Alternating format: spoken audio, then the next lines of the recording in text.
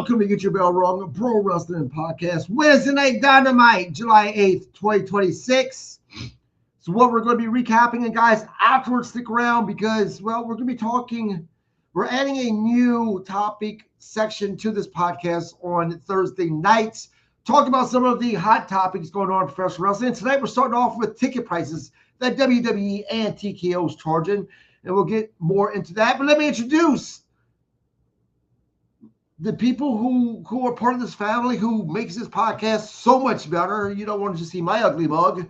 I'm talking about WCW veteran and author of Looking Up at the Lights, Robbie Idol, as well as co-host of Rasslin Memories, amongst so much other shit that he's doing, the Grizzled Vet. Gentlemen, how are you? Good, I do. Man, I am fantastic. Nice tie. Was that? I said nice tie. Oh, thank you. That's nice little shine on the dome. I like that. I use turtle wax on my head, man. It looks good. It looks good on you, man. I'm telling you. Guys, Wednesday Night Dynamite. Look, last night started off strong with a big feel.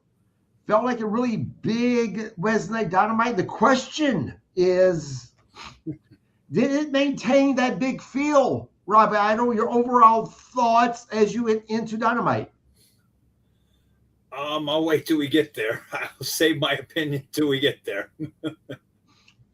Grizzle, do you think it kept that big feel throughout the show? I am going to say that this week's Dynamite was probably one of the ones I've enjoyed the most in months. I think they finally gave us kind of what we've asked for, is that pay-per-view feel on a weekly show. Look, I'm agree with you. I actually really, what I would like to do is give professional wrestling a clap for the week, because at least thus far, because Monday Night Raw was really good. And then Wednesday Night Dynamite was also really good. So far, 2 out of the 3 big shows that we do a recap on, really good shows in my opinion. Let's jump right into it, guys. We started off, well, first off, we were at the Boisclair Sound at Coachman Park in Clearwater, Florida. And we started off with Kenny Omega interview. The show opened with Renee Paquette interviewing Kenny Omega, who was joined by Michael Nakazawa. Omega talked about his upcoming AEW World Championship match against MJF and said he is at his best when he is backed against the wall. Kenny promised that he would face MJF alone. That's why Young Bucks was not there. And stated that if he lost, he would shake MJF's hand and accept defeat. However, Omega made it perfectly clear that his goal was to win the AEW World Championship and continue on to AEW All In to defend that championship against Will Ospreay. Robbie, your thoughts on opening up? I'm going to say I thought it was boring. I do not like him on the mic. I think he's brutal on the mic. I'm going to leave it at that. That's my opinion. You know, I will somewhat agree with Robbie Idol, Grizzled. As good as Kenny Omega is in a ring, and look, he may not be the Kenny Omega from 10 years ago, where he was having just those amazing matches, but he still has damn good matches. He's still damn good talented. I still think he has some left in him. I think his sweet spot is on the stick, cutting promos. What were your thoughts on the opening segment? The opening segment, it did start off a little flat. So I was a little worried when they're starting off with something like that. As far as the mic skills, though, he can talk, but I think it's his delivery. Because, as it's been said many times on Jim Cornette, he has no bass in his voice. He sounds very lilty. He sounds like he should be on a stage, you know, doing Shakespeare or something. His delivery, I think, is what throws him off. Because he says good stuff. He makes his points, but I think it's just the delivery. But as far as an opening promo goes, though, no, this fell flat. I was a little worried to start with. And I guess you could say this is part of his delivery. It seems like there's a lack of emotion when he is, you know what I'm saying? Because you said he should be on the stage Shakespeare, right? And to me, it sounds like, okay, he is spewing his lines that he memorized for his part in the Shakespeare play without having those real emotions. He speaks clearly. You're right. And the things that he says, I agree, some good things. There's just that emotion. There's no emotion to that delivery. Yeah, it's his delivery. Yeah. Robbie? Yeah, I would agree with that, the delivery. Leon, John Jack, first off, thanks for watching the podcast. Please subscribe if you haven't. Man, he's jumping way ahead of things. He is ready for the Royal Rumble this fall. Yeah, that's a long time before we get there. Guys, we go to match number 1. Chris Jericho versus Ciampa. Ciampa attempted to get the advantage early, but Jericho turned the situation around, and didn't come in from the entrance. And if you guys didn't watch, you know what I'm talking about, fans that are watching the podcast. Ciampa didn't come to the ring when he entered into the ring area. Instead, he kind of went to the side. He had looked for Jericho to come out during his entry so he could jump him. Jericho too much of a veteran for that. Instead, Jericho came out near the ring and got the upper hand on Ciampa. Guys, look, when I seen this, the first thing that went through my mind was my heart goes out to these guys tonight. Because I knew that the action would spill from the ring. This didn't even start in the ring. Rolling around in the sand, all that sand on them, getting into the ring, sweating. Holy crap, they had to be uncomfortable. I thought it was a good match. I enjoyed this match. I'm a huge Ciampa fan. I still like Jericho. I know there's some people, some critics out there who thinks that his days are come and gone. I still enjoy him. Grizzle, where are you at with that? I think this would have been the perfect way to start the show. Hearing Ciampa, because Ciampa has, in my opinion, the best entrance music in wrestling right now. To hear that to open the show, like, we're done, and then you hear Ciampa's music hit, that's how I would have started it. I like the fact, he stands off the side, he's waiting for, okay, Jericho sneaks in, does his thing. This made up for the promo, because flat promo, but then one hell of a hot goddamn match. This is the match that you and I have talked about. This is the match I wanted to see. It didn't disappoint. I want to see another match. I want to see a rematch because it's showing that Jericho, okay, the fact that Ciampa won shows that Jericho is willing to work with other talent, and he doesn't have to go over to be the thing. He'll probably go over in the end, but he doesn't have to go over every time to be big. I like the way this match went. This is how I would have started the shows, maybe do the Omega promo afterwards or something, but I would have started off this because this would have been a hot way to go.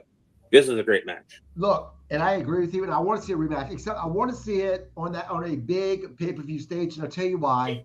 Over the years, Robbie, if you watch wrestling, I don't know professional wrestlers have two speeds. One, your normal weekly speed in front of that weekly crowd, and then the second speed is in that big pay-per-view arena, or maybe it's just the adrenaline because the crowd's more hyped up at these pay-per-views. I don't know.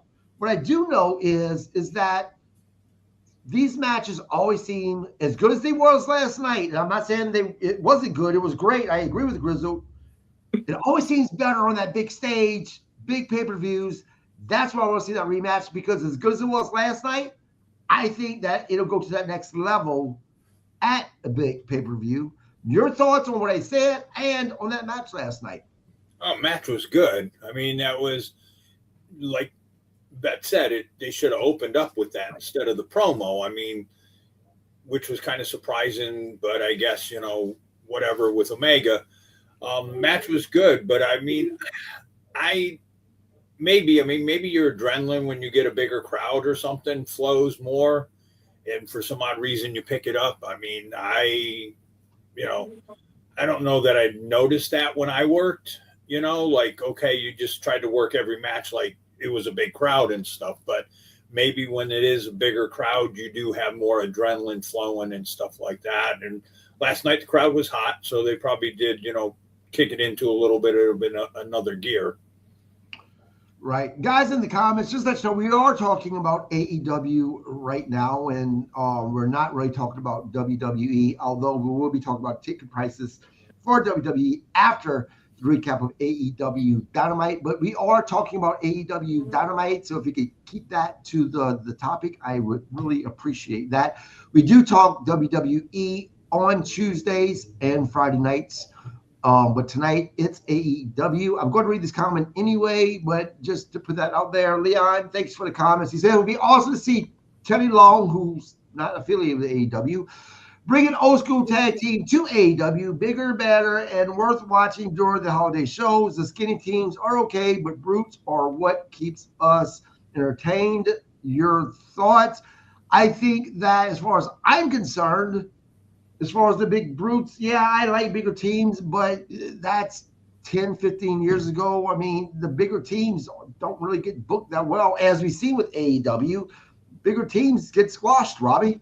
Yeah, for whatever reason. I think, my opinion, Tony Khan got picked on in school by the bigger kids, and this is his way of making up for it by putting all the little guys over like Darby and Jungle Jack and all them. It's like, okay, Brian Cage, you were the guy that picked on me in school. Now you're going to lose to Darby. So, yeah, speaking of Tony Khan, and Grills, I want you to comment on that as well. Before we get there, guys, don't forget, I had an interview with Barry Lunduff, Mr. Saturday Night, who works behind the back scenes AEW. He works directly with Tony Khan. And look, man, he said so. This interview is worth checking out, because he has some things to say about Tony Khan, some really great things.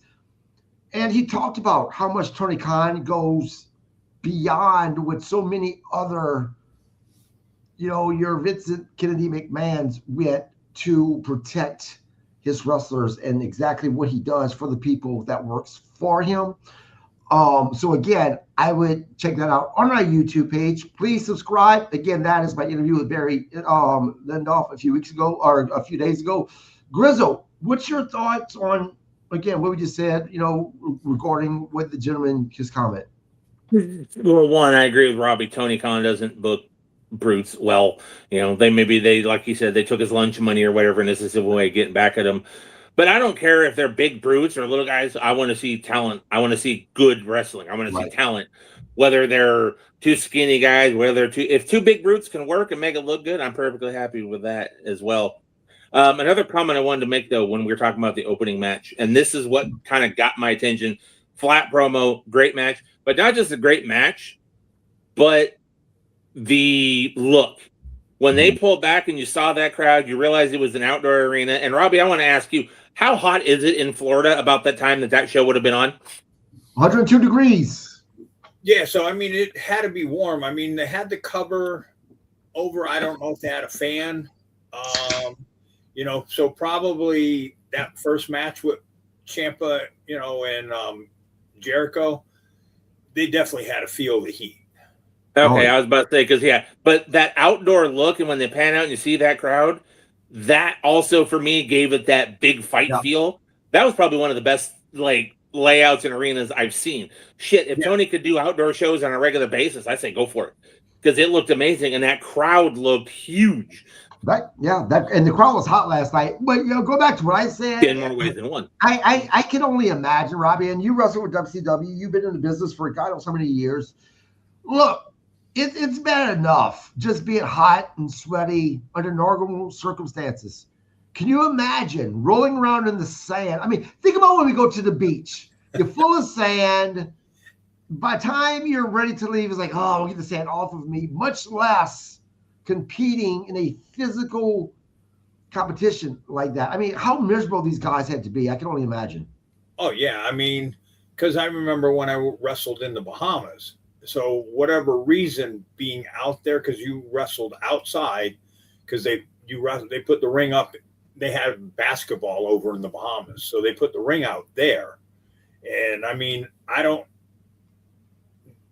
if the humidity's different in the Bahamas compared to here, but I remember being out there and just by the time you were done, you walked back in the dressing room and you were shot, I mean, I was laying on the floor. It was that bad. Like, I had people asking me, like, are you doing bad drugs or whatever? I mean, that's how bad it was by the time you got back in the locker room. It was brutal out there, though. But there was no cover or anything, though. So these guys had cover, so that does help some. Right. We go backstage for MJF and Will Ospreay. A backstage confrontation featured AEW World Champion MJF discussing his championship match and once again making his case that he is the best wrestler in the world. Will Ospreay disagreed. They got an argument, and then it broke down to an all-out brawl when MJF spit in his face. Robbie, I want to go to you first because I have to ask you, man.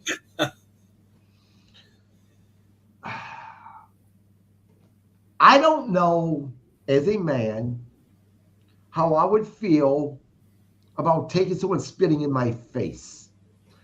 I mean, as a guy, professional wrestler, part of a storyline, is that something that you would have been able to take? Or is it something that's like, I think I can take it, but that's such a disrespectful thing that I might just snap for real? Well, I mean, I kind of laugh because if you have him on your show again, you'll have to ask Rick because I've done that to Rick a few times. So you have to ask Rick if he was snapped or he just took it saying, okay, that's my buddy. I trained him. I know, whatever. But I did it a few times to Rick. Mr. Herb Simmons says, hello, gentlemen, from Waterloo, Iowa. Yes, it is the Thaz Hall of Fame reunion, man. Herb, I was really wanting to go this year, but with us moving, so busy, wasn't able to make it. I'm hoping to make it to one of those reunions. Thank you for taking the time because I can imagine how busy and everything that's happening. I know you guys have a lot of activities there. So thank you for taking the time to join us on a podcast tonight. I really, really appreciate that. Mr. Herb is the best. He's going to be on the podcast again in the next couple of weeks. He's a regular guest, SICW. Look, FanFest 5. My God, Herb, you were putting together what an event. It was just announced freaking Kurt Angle is going to be there. Yes, true. Damn true. Kurt Angle is going to be there amongst so many other guys. I am so look, I say it every year. Wow, this next Fan Fest is going to be huge. I can't wait. I don't know how he's going to top it. God damn, he's topped it already. He tops the Fan Fest 4 already. It's going to be great. Well, I saw who he's bringing in Pondo too. Yes. I did color commentary the beginning of the year, I think, with a match with Pondo up in Tampa. Yeah, this is now, Herb, I'm going to be honest with you, man. This is what I'm worried about. That this one is already, and there's a year, it's not until next year, 2027. I'm concerned. My one concern is that it's already getting so big that please tell me I'm not reading in between the lines that this event is going to be so big because this is going to be the last Fan Fest because I don't want it to end. I know I'm jumping ahead of things with you, Herb. I'm just saying, man. Grizzle, your thoughts on this promo? As far as the spitting in the face goes, I'm with you. As a man, if some guy spits in my face, I'm gonna crack him right in the fucking jaw. That's gonna be the end of that conversation right there. I'm not gonna stand there and take that. Wrestling wise, obviously, they might have to do things a little bit different. I had no issue with the promo. Definitely better than the flat Omega promo. So they kind of picked up the speed and they kept a good pace on the show as far as promos and everything goes, with a couple exceptions, which we'll talk about. But no, I was fine with the promo. But yeah, no, ain't nobody gonna. No, not spitting in my face. Now the next match, guys, and this may be a little controversial for some. You guys may disagree with me because MJF and Kenny Omega was an amazing match. Don't get me wrong. Loved it. I did. But this was the match of the night for me. Takeshita, Kyle Fletcher, just wow.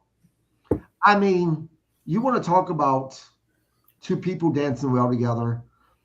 You want to talk about the old actresses. What was the name? Grace Kelly and oh,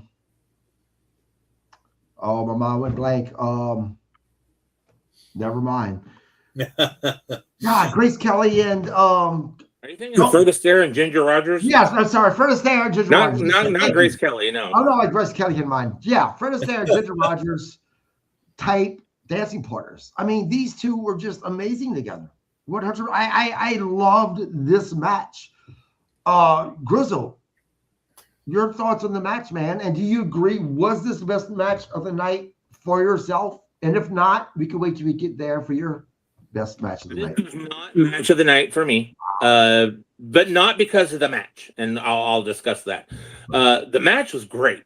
There is one spot though, and I wanted to kind of get Robbie's opinion on it, see if he saw that. They're on the top turnbuckle on top, and they're fighting to kind of get the position, and they're throwing punches that look like the weakest shit on the planet. It looked like they were just going tap, tap, tap, tap. I was like, that spot before they do the thing off turnbuckle looked like shit to me.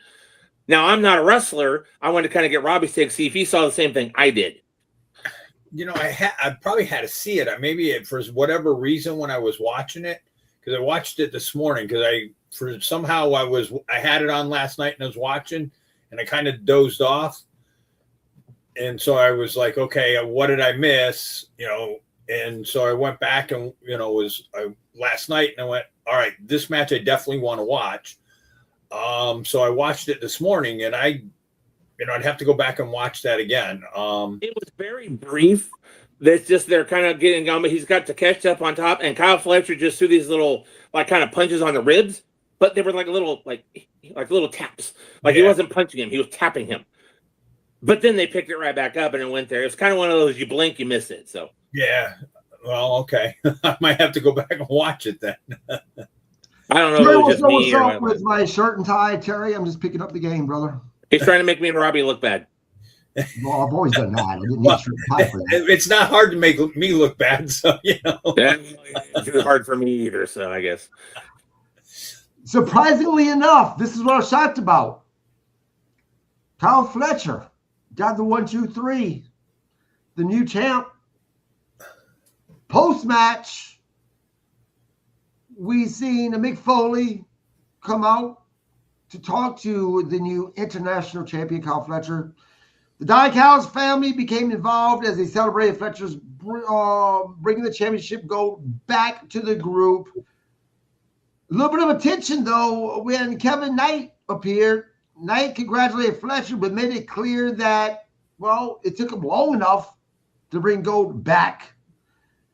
And then it shifted because Kevin Knight kind of took over and said, look, the only reason why I was at Forbidden Door, or he said, as I walked in Death's Door, was because I want my title shot. I want that world championship title. I want to be 2-belt knight, or whatever he calls himself. And then Andrade entered. And there was some tension between Mick Foley showing his specially made shoes to Don Callis and telling Don Callis if he disrespected him again, that he's just stick one of the shoes up Don Callis' ass.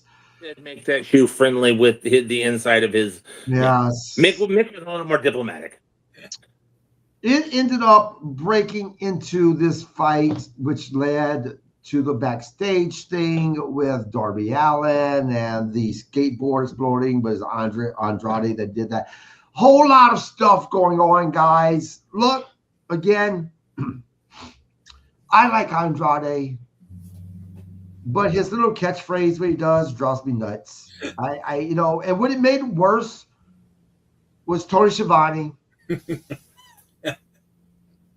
Robbie, first off, let's talk about this segment, and talk to me about this whole thing with Darby Allin and the skateboard exploding or whatever exploded. It got a little silly for me. Yeah, I mean, the match was great. I was surprised they took the belt off of Takeshita that quick. Right. But the match was great. I'm surprised, like I said, shocked me that they took it off of him that quick. And then of course you had Don Callis kind of interfering a little bit, and we all know my feelings about this. The dude brings absolutely nothing to the table. I know Bob doesn't like Paul Heyman. Paul Heyman's worst day, at least he still brings something to the table. Callis is horrible. They let him talk on the mic. You would think as long as he has been in the business, even on a worse day, you would still bring something to the table. He's totally useless. If I was Takeshita and stuff, I would have said, you put your hands on me, I will beat your ass. I don't care if it's in front of a crowd or it's in the back. For Don to be putting his hands on people and then nothing happens to him, I have a big issue with it. And I really think the dude brings nothing to the table. Now, I will disagree a little bit with you. Look, I would rather hear Don Callis as color commentary than Brian Daniels, than even Tekla. As good as Tekla's been on the mic lately, and we'll get there, I don't ever want to see her or hear her on color commentary again. And we'll get there. I disagree with you. I disagree with you. But yes, and when Tony, when that smug little bastard kind of did the catchphrase with Andrade, because I can't stand that catchphrase. Yeah, how you know? Yeah, I wanted to punch Tony Schiavone right in the face right there. The thing with the exploding skateboard in the back and stuff, and Andrade holding like a switch or whatever, that, you're starting to go WWE here. You're starting to go a little far-fetched, and you wonder, is they starting to go, okay, well, look, they brought Danhausen in, they did this. Now are you trying to follow in those footsteps? And I mean, do what you do. Don't worry about what WWE is doing. Yeah. Grizzle, the question I have for you is, how you know? Okay. One, like I said, great match between Takeshita and Kyle Fletcher.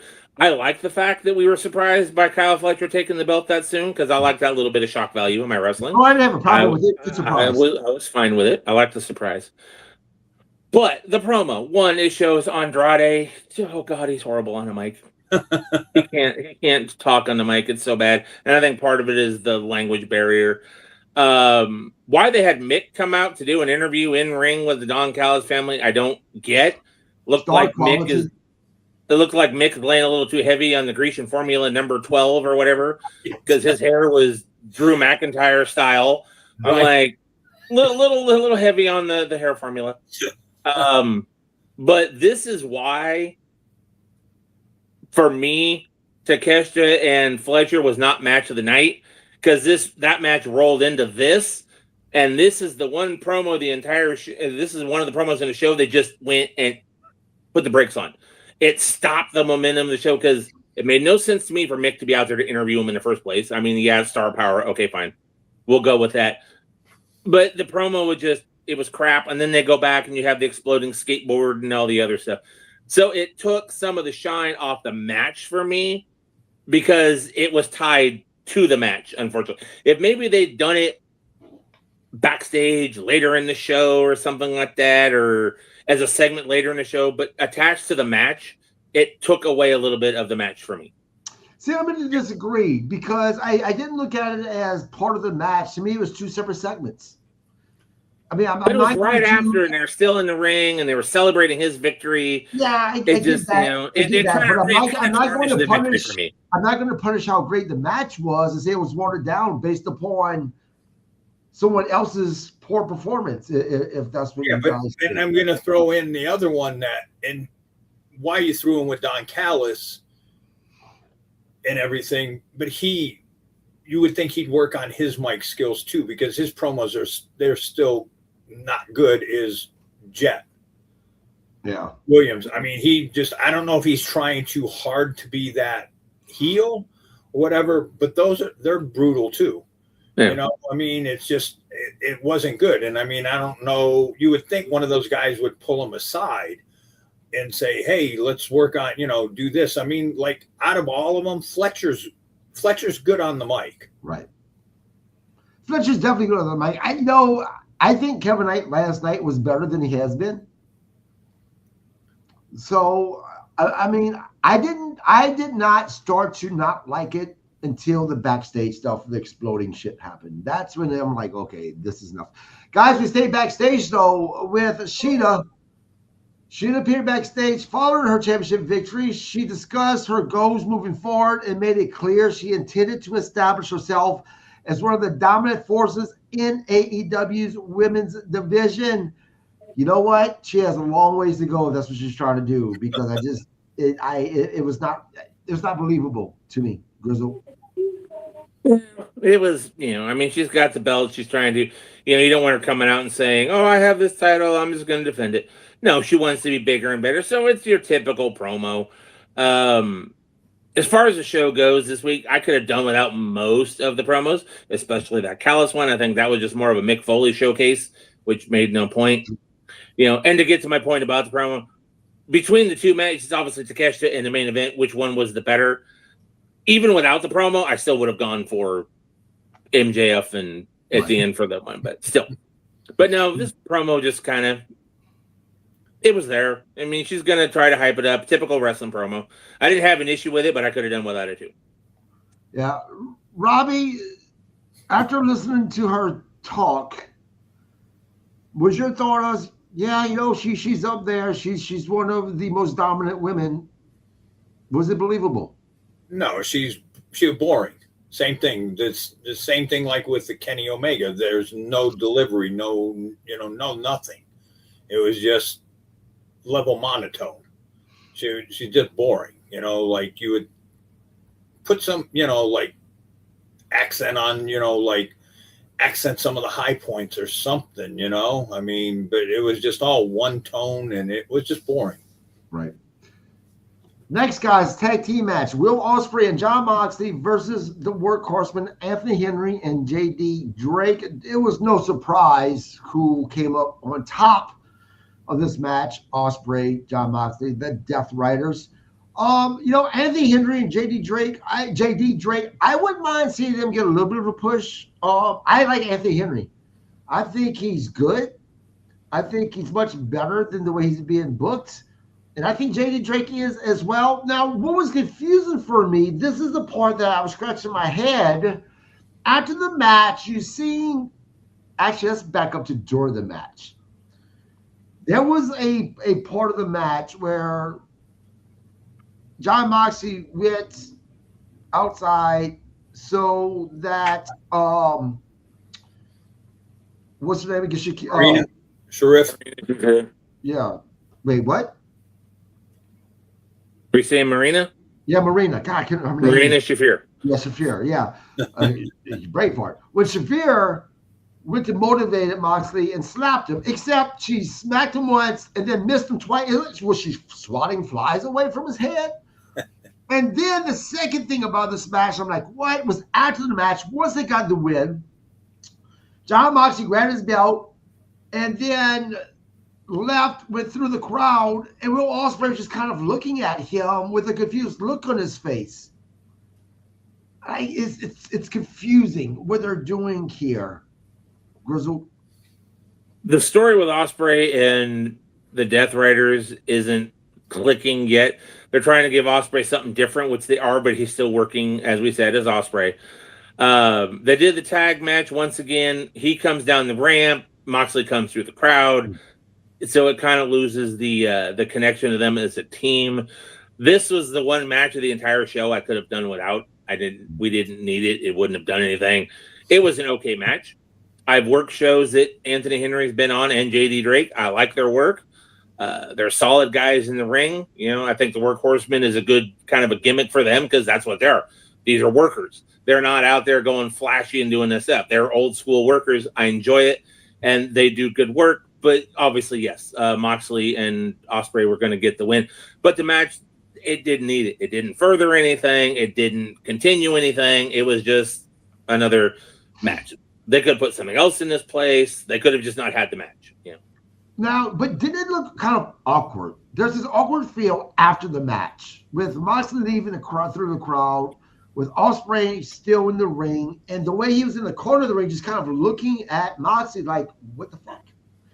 I don't know if they're doing it to set, they're potentially planting seeds, because I agree with you, Grizzle, that when he faces MJ or Kenny Omega, that Ospreay is going to win the title. That's going to lead to the Death Riders turning on John Moxley with Ospreay being in charge, which I think is a terrible idea. Ospreay doesn't fit in the Death Riders. Moxley does. But again, didn't that moment after the match just look really weird and awkward? He didn't do anything, but just like, ugh. It just, like you said, there's a lot of disconnect with Ospreay and the Death Riders. I don't know where they're going with it, and why would they have them turn on Ospreay when really he hasn't shown that he's joined? I think Ospreay and the Death Riders is going to turn on Moxley. Oh, okay, I see. Okay, I see. What we were talking about last week. All right, I can see that. But right now, there's just kind of a disconnect. Because I don't think Ospreay fits in with the Death Riders, even as their leader. Moxley does. Maybe they can mix it up. I don't know. It's the Tony Khan booking. You know, next week it might be something different. Who knows? Don Callis might be feuding with Ospreay by next week. Who knows? It changes every week. Robbie, did you notice that spot that I was talking about? John Moxley going out the ring, Shafir. Oh, yeah. Supposed to smack him. I don't know if she purposely missed him. It looked like she was swatting flies away from him. Just this. There was parts of the match that was awkward. That was awkward. And as I said, the end of the match with Moxley leaving, that just looked awkward as well. Yeah, I mean, those guys, I mean, I don't think I've ever seen them work, but they were good. And I was glad they got to do stuff. You know, they got to showcase their talent and stuff like that. I kind of disagree with Vet on it. It was like, wasn't a bad match, though. I mean, could we done without it? I think it was a bad match. I just said it wasn't necessary. Well, it didn't hurt. I mean, the biggest issue is, I agree with you.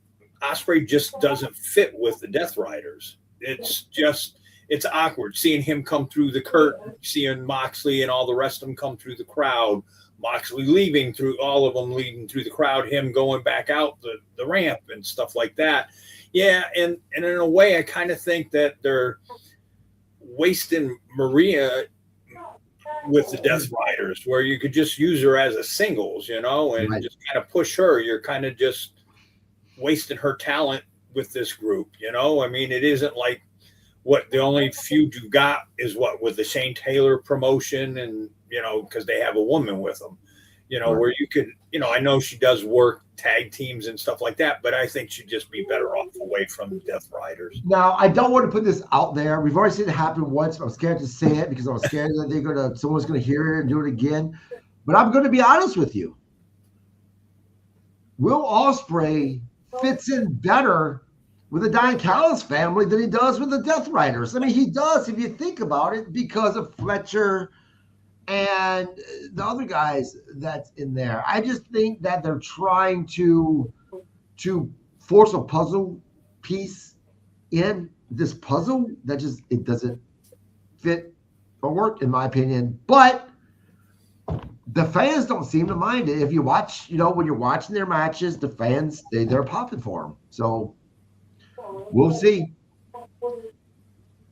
Next, we go to a video package with Jack Perry signing a new AEW contract.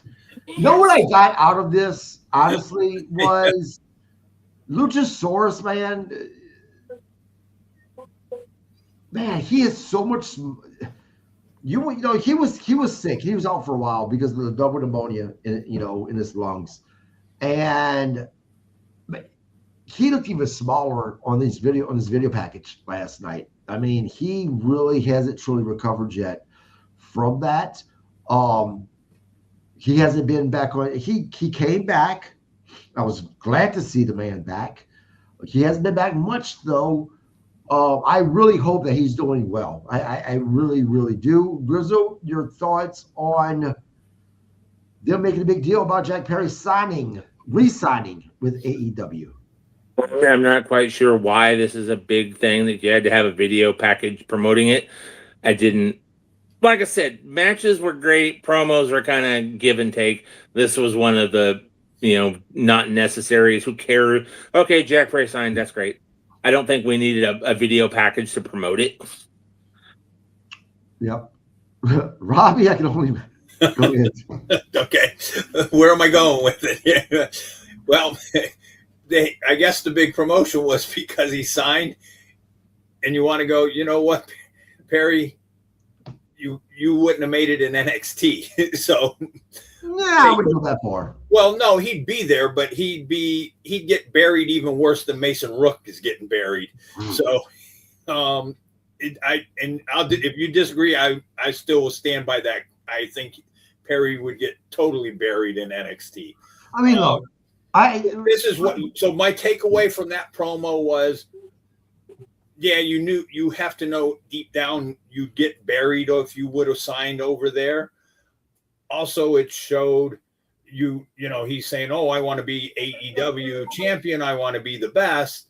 But what the other takeaway was, dude, you were out and you had time. You were hurt. You were out and you came back and there's no difference. You might even looked a little worse, where everybody else that's been hurt comes back, looks so much better, either bigger or ripped or whatever. You looked worse when you came back. You just look like a dude off the street. See, and I think I think Jack Perry is talented. I think he has really good in-ring skills. I think the problem is the way he's been booked, and some of the people that he's gone over, he should have never gone over, is the problem for me. But as far as him having a place in professional wrestling, I mean, I think there's definitely a spot for him. And to be honest with you, I think he'd fit in better with WWE because of how gimmicky his character is than he does at AEW. Maybe. Grizzle? I think Jungle Jack Perry would get over far better in NXT than AEW, but who knows how they would change his character. He might come swinging in on a vine with a chimpanzee, or WWE might take it and go fucking one step further than is necessary. So him and Danhausen become tag team champions. I can see that shit happening. There you go. Danhausen cursing people and Jungle Jack swinging in on a grapevine. There you go. But no, Jack Perry's talented. Don't get me wrong on that one. I got no issue with it. Talented, but he goes over the wrong people. Right. But I'm just saying the look. You would just think I'm not saying he's not talented. You would have just thought when you were hurt, you were out. You would have thought, wow, you look. Even CM Punk was out for 3 months, and you could definitely tell the dude put a little bit extra in the gym. Just a little bit, yeah. So I mean, he looked a little bigger. I mean, Perry didn't he actually did. He looked a little worse than what he looked like. Look, I would love to see Leo's Black Heart character against Jack Perry. I think that'd be an amazing match, Grizzle. I really do. That one would be fun. Jack would do better against the smaller guys like that. Him and them. We've seen him like a guy like Orange Cassidy. He does better against smaller guys. He should not go over the bigger dudes like he has, like Mark Davis and all that. It's just not. It doesn't look right. Right. Next, we get the Women's Casino Gauntlet match. Okay. The Women's Casino Gauntlet match, we had the biggest moment came when Will Nightingale made her return to AEW. The fans love her. And of course, shocker, she won. Look, the match was fine. But this is what really threw a wrench that confused me, was when Bob Cook's girl came out. Her name escapes me right now. Megan Bain. Megan Bain and her partner came out. I couldn't tell you the partner's name, but Megan Bain. And they attacked Sky Blue and Julia from behind. So you're sitting there wondering, like, what the hell? Because you had Tekla attacking Willow at that point. So you, on one hand, you're like, okay, why is Megan Bain and her partner helping Willow? Because Tekla, Julia Hart, and Sky Blue is Tekla's people. But then Monet comes out with the belt and attacks Willow, and then Tekla, and you're still wondering what's going on. The fucking color commentary had to tell us, oh, well, I guess they're aligned in some weird way now. To me, guys, sorry. Anyone from AEW watching, sorry. This was the worst storytelling of the show because it left you not, when the color commentary has to tell you what's going on for you to figure it out, that's not very good, Robbie Idol. No, but I mean, the match was okay. I mean, the match was good. I'm talking about after the match. Right. No, but I'm just saying, I'm just giving my opinion. Right. Okay. So the match, of course, like, you know why Tekla was out there. Right. Then you had whatever, Sasha, whatever, she's useless, sitting in a chair, you know, and you're like, okay, is she going, well, because I'm going to be out there too, because I want attention on me, you know, it's, you know, so she's in the chair or whatever. And then you, at the end, you know, as soon as Willow came out, you went, there's the winner. To me, it's Tony's like the same. I get it. Willow's good. I think they're screwing over Sky Blue. I think she deserves to get a push because she's done well. I mean, she's definitely earned her spot to get a push. She has definitely earned it for everything she has done. She has improved a lot. And she just, the matches she's had with everyone and stuff, she's just really elevated herself, in my opinion. And you had some other girls. I actually like that the girl they brought from Japan at 19. That girl was very good. I mean, I wouldn't have problem seeing her win. You know, I didn't mind Tekla on the mic. I liked her color commentary. I thought she was funny. But I just, yeah, at the end, because I was kind of like, when I saw them, you know, body slam Julia and Sky, I'm like, okay, that makes no sense why you're doing that. And then, you know, Tekla taking Willow out with a spear. And then here comes, you know, Mercedes, and she hits Tekla with the belt. And then she hits Willow. And then that's, you know, when you're going, okay. And then you, like you said, they said there's some kind of a line. And I'm thinking, really, now I'm phoning all my matches in Megan Bain, and I'm going to put her with the CEO who, if things don't go her way, she's going to take her ball and go home. It's like, this is a hell of a team to put together there, Tony. Robbie, you know what I thought about when Tony announced that these women aligned? I went, this is the Jay Cargill's freaking fashion WWE Timo style on AEW. I swear. The Grizzle. I liked the match. I thought the match was good. I was happy to see Willow because you know me, I love my Willow. I got excited. I ain't gonna lie. Didn't care for the afterbirth, as Cornette calls it. Didn't care for all the crap that happened afterwards. One of the main issues I had with this match, though, and it wasn't the match, it was the fact it's a casino gauntlet match to determine who gets a title shot against Tekla at whatever it is. The one, I don't know what show it is. Something in July, I think it is. Yeah. Rebellion. I think it's the London match. No. That's where it gets confusing. Oh, okay. They get a title shot at a pay-per-view in July. Yep. Okay. But just a few days ago, a week ago, you had Mercedes Moné win a tournament that gives her a title shot at London and All In August. Shouldn't Mercedes get her title shot first because she won hers first before somebody else? They already have a number one contender for one pay-per-view, but now they have a match for another number one contender for the pay-per-view before that. And they're taking Monet and putting her in the middle between the two girls, and it's turning into one big fucking convoluted, thing at the top. No, it's like you just named a number one contender. Now you named another number one contender. Listen, hold on. And I'm just playing devil. I'm not saying I agree or disagree with you. A couple of points here. Number one, we know why this happened. And Tony Khan's mind, Mercedes Moné is the biggest draw, so he's going to use her at the biggest show, which is All In. Number two, though, wouldn't you say that's kind of the same as far as MJF and Kenny Omega? You already have Will Ospreay facing MJF at All In. So why would you interject Kenny in there all of a sudden? Well, we said that last week. That is another thing. You're just, and I'm not saying putting Willow in there is makes it. I'm just saying there's too many title contenders at the top. We need one. And the men are doing it the same way. I ain't gonna lie. It's the same thing with this one, but it's just. And then with the men, you're talking about the men. You've also got Andrade wants his title shot, but now he's going to get a shot against a different title if he beats somebody else. But he wants the world title, but he's going to get a shot at the national title. You got the Jet who wants to be 2 belts because he wants a world title shot. Ospreay's got a title shot. Kenny Omega has his title shot tonight.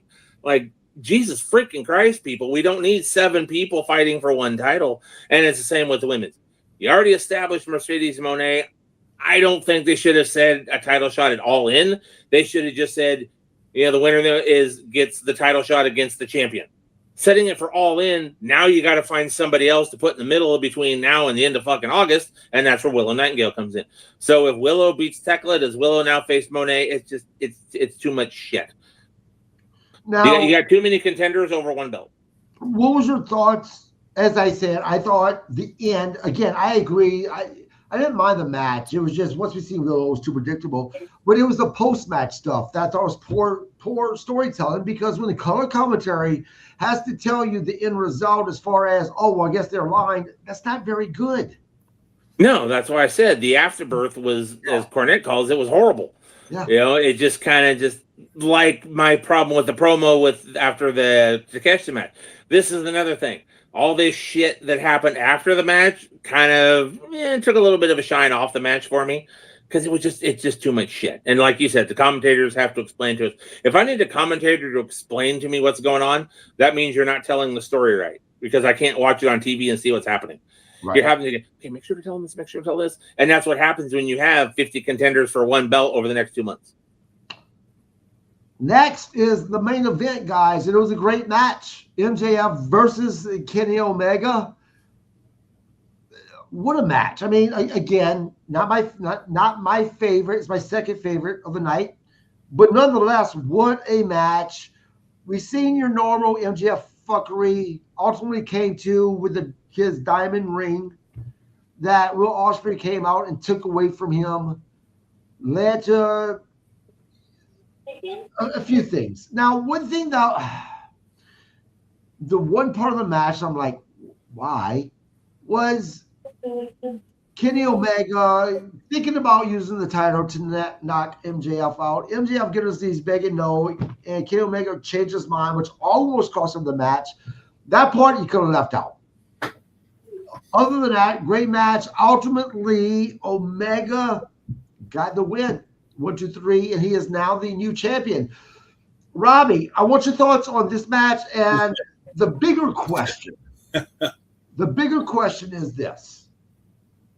Although I have no problem with Omega having the title, at the same time, I personally think that it would have been a better sell, Will Ospreay versus MJF, but to me, this makes it a little predictable of why Kenny Omega won. Well, if Will Ospreay does some shitty stuff to MJF, who really cares? And I said this last week because I called it that Omega was going to win. But if Will Ospreay does some fuckery to Kenny Omega, well, that's definitely going to turn him heel. Robbie? All right, so I'm going to talk to you. Let me talk to you. So, match was great.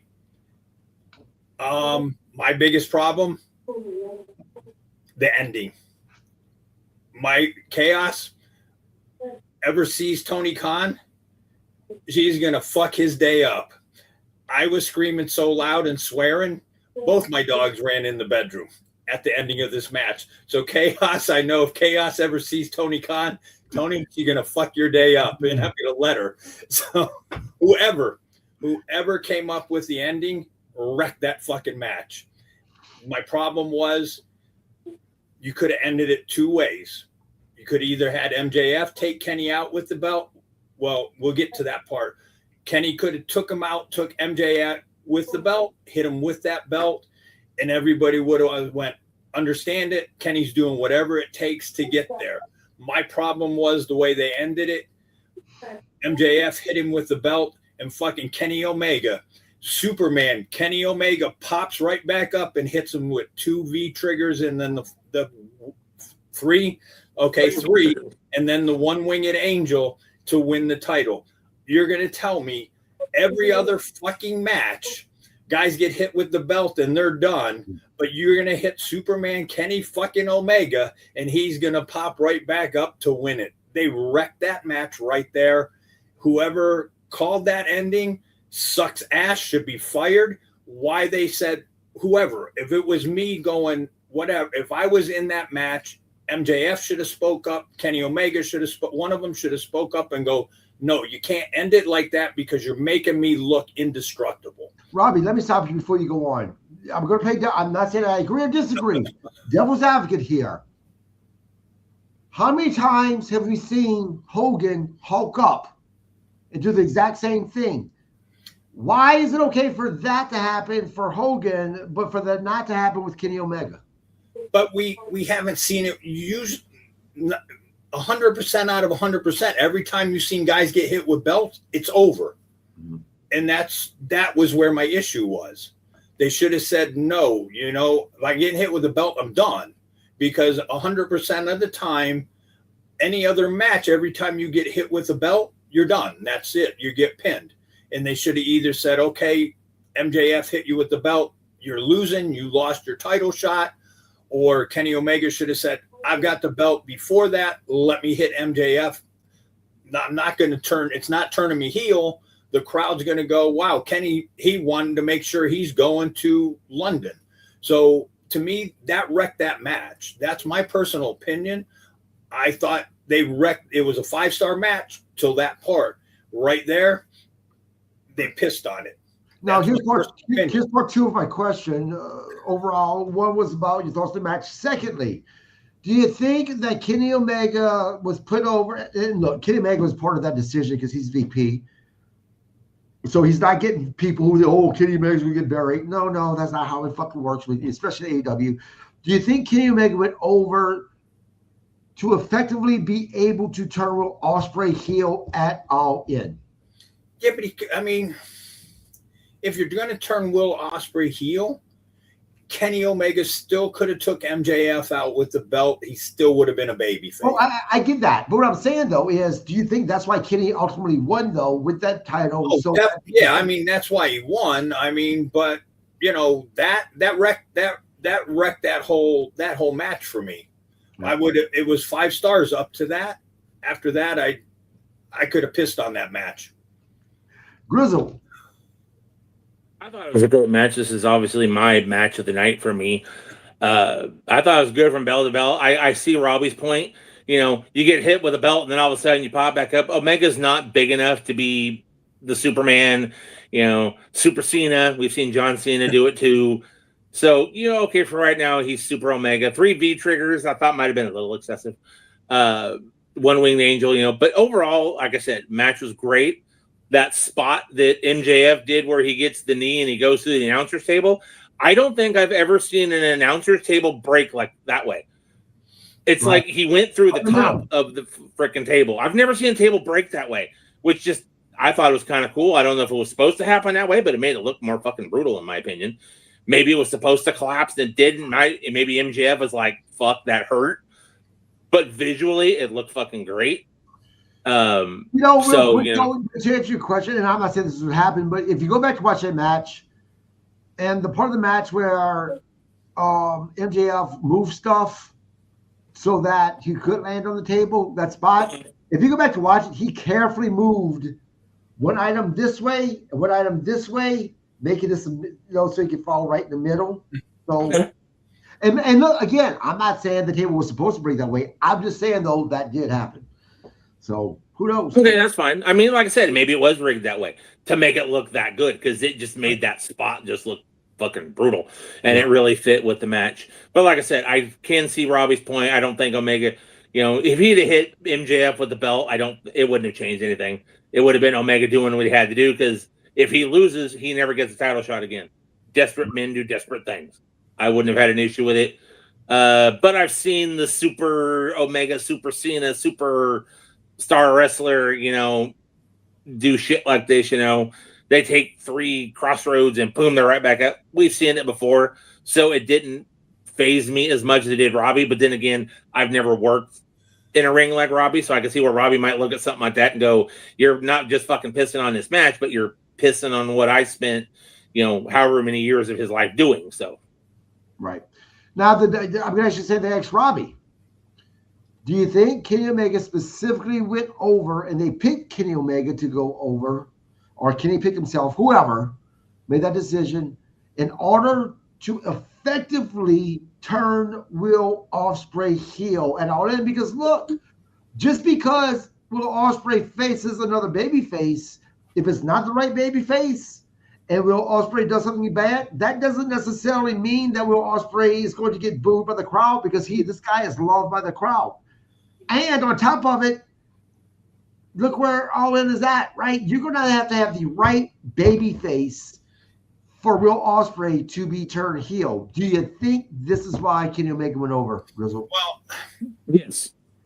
I absolutely think that, because I mentioned it when he said that he doesn't get another title shot again. It brought me back to Omega and his philosophical conversations with Ospreay in the training room. And then the other philosophical conversation. Oh, we've been on these same roads. And then you have Will Ospreay go, we've had the same battles, but you know what? Fuck you. And then he turns on Kenny Omega. So storyline-wise, if you look back and you look at the conversations that we kept seeing them have in the training room, which at the time didn't make sense, now I think it does, because I think those were laying the groundwork to set up for this, to set up for All In for Will Ospreay to go heel. Right. Go ahead, Robbie. I'm going to play devil's advocate, though. Everybody's devil's advocate tonight. Goddamn. But think about this, though. I see what you're saying with Ospreay and Omega, but here's my opinion, my thoughts, though. I don't care if you bring out the Death Riders to help Ospreay win this title, or Will Ospreay turns on him, does whatever, hits him with brass knucks, whatever, and Ospreay wins the title. And here's my opinion, though. Where's it at? It's London. Your boy just won because he's from London. You're in All In, so it's his backyard. He won the title. They're going to be happy as hell. Maybe when he comes back to America, and maybe, we're not happy because the way you turned on Kenny in America. But they're going to celebrate over there. They're going to be all excited and everything. It doesn't matter.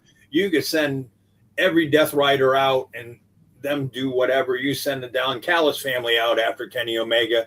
But if Will Ospreay wins over there, that's going to be this. That's their top. That's their throw parade. I agree with. I don't think there's anything they could do.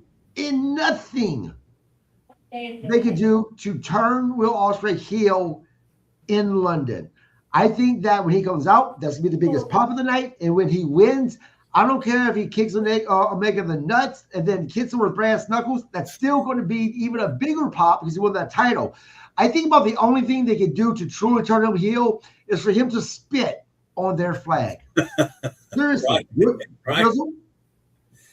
And I'm not comparing it to this, because I was just talking with someone that it was the greatest heel turn in history.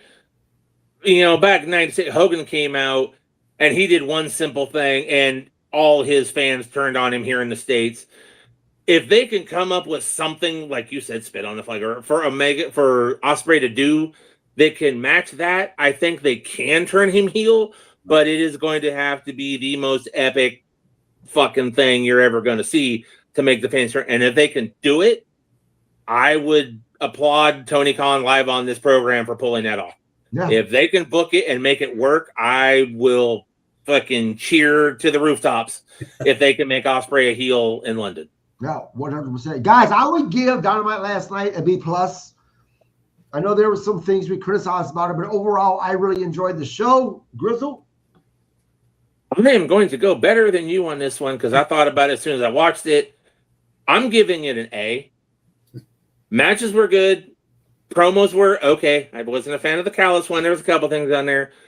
But it was also, but the overall look of it, when they panned out, you saw that crowd at the very beginning of the show, the way it looked, the size of the crowd, the fever of the crowd, how they were into it. It gave it that, what we've said, we want to see a pay-per-view feel on a Dynamite. And goddamn it, Tony Khan must have been listening because he gave it to us last night. So I'm giving it an A. You know, the reason why I give it an A is because my A's are saved for perfection. My A pluses are saved for beyond perfection. And it's hard, and this isn't a hit to AEW. It's damn hard to get perfection in anything. I don't think it was perfect, but it was close. That's why I gave it a B plus. Robbie? Okay, so I'm gonna give it 2 grades. Yeah, boy. I'm gonna give it 2 grades. This is gonna be a bell curve. Yes, there's a bell curve. So B minus. So not to piss on everybody there. The ending of that match to the Osprey, or not Osprey, Omega MJF, I give it an F. Wow. See, that's crazy. I give it an F. But teach their own. Let's get it from a different point of view than us, though. Right. It wasn't just a false ending. It was basically, like I said, they're pissing on something that Robbie's been doing for, decades. Right. Sorry, Robbie, don't make me feel old. Oh, no, that's what I am old. So, From Robbie's point of view, that's pissing on something that means that's his life. I mean, it just the way he popped right back up and everything. It was like, all right, because when he hit him with the belt, and before he popped back up, he went, wow, they swerved me. I would have thought Omega. And then Omega popped right back up, and I went, you're kidding me. And I wasn't that nice about it. So, good enough, guys. Don't go anywhere because this is not the end of the podcast. Damn. We're starting as of tonight. I know we already talked about some history stuff, and we're still going to do that from time to time. But we're going to start having the topic of the week that we're going to be discussing on Thursdays, hot topics that's happening in professional wrestling right now. And I got in a conversation with someone that I'm friendly with about this very thing. And this is what I thought about. Oh, we need to talk about this. And this is the ticket prices. We're going to be talking about WWE TKO ticket prices and how much they've gone up. The question is, have they gone up to the point that it is just ridiculous, unfair, that fans, people should start boycotting them? Now, I came up with some numbers for you guys. Before and after TKO.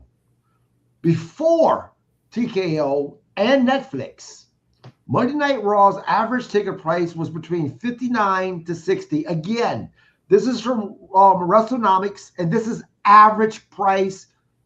Some might be a little cheaper, some definitely more expensive. Average price, guys, $59.60 for Monday Night Raw.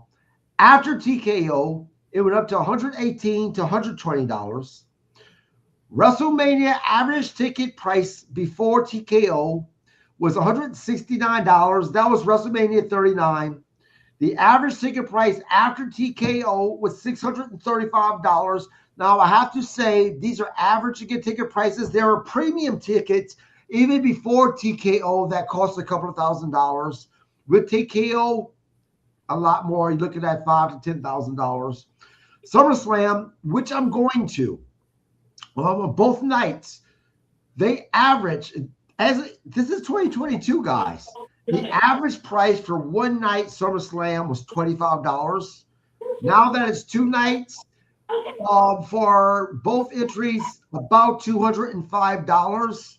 Average price for decent seats. Now, I can confirm this because I got 4 tickets for both nights, considered lower level seating, for a little bit less than $1,100.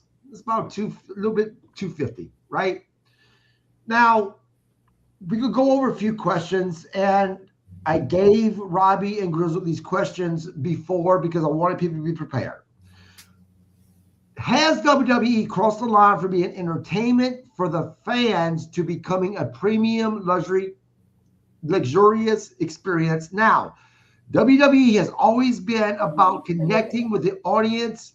Are current ticket prices making that connection harder for longtime fans who supported the company for decades? That is the first question. It's a two-part question, which most of them are. Robbie, first part, has WWE crossed the line from being entertainment for the fans to becoming premium luxury experience? Yeah, with those prices, I mean, where you could take a family and stuff, now it's, think about it. Everything has gone up. I mean, I get it, but you're outpricing yourself. You're just putting it for the average income. You think about, okay, let's just say you got 2 kids. You look at what you're paying either for a house payment or a rent payment. Your groceries and everything else. Now you're throwing in, mega bucks on top of that. So yeah, the average fan can't afford it. Now, the second part, WWE under Vince McMahon was always about connecting with the audience. All the current ticket prices making that connection harder for long-time fans who supported the company for decades. Now, let's not forget, before you answer, WWE is still freaking selling out, 100%. Robbie? Yeah, I mean, I don't know how they're doing it. I mean, unless you're just going, okay, it's, they're coming around, let's say, here you are, let's say they came to Venice and whatever. And you're going, okay, they're not going to come back maybe for 20 years. So are you mortgaging the farm or whatever to get there? You might be,